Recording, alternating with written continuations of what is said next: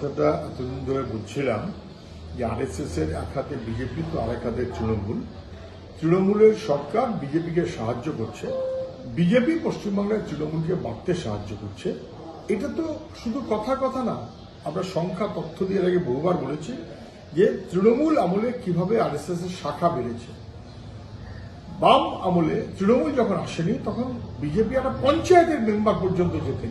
মানুষের মনোভাবটা ছিল তার জীবন জীবিকা অগ্রগতি, সেইটাকে ভেঙে দিয়ে একটা এমন পারস্পরিক দ্বন্দ্ব ভাব দেখাচ্ছে যেখানে ঘরে বসে বিজেপি এখন এমএলএ হচ্ছে, এমপি হচ্ছে তৃণমূলের সরকার আসার পর, এবং তৃণমূলের সৌজন্য এ নিয়ে কোনো সন্দেহ নেই।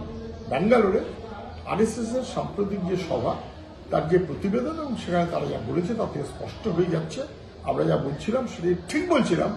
এটা আরএসএস এর দেওয়া তথ্যতেও পরিষ্কার হয়ে গেল যে তৃণমূল আসার পর পশ্চিমবাংলায় ওদের শাখার সংখ্যা বেড়েছে প্রায় 6 গুণ। তৃণমূল আসার পর এমনভাবে তৃণমূল চলেছে যে ঘরে বসে বিজেপি তার বৃদ্ধির সুযোগ পেয়েছে, আরএসএস তার বৃদ্ধির সুযোগ পেয়েছে। সেই কারণেই দিল্লির বিজেপি নেতারা পশ্চিমবাংলার বিজেপি নেতাদের যতটা ভরসা করেন, বিজেপির বৃদ্ধির জন্য মমতা ব্যানার্জি তার থেকে বেশি ভরসা করেন।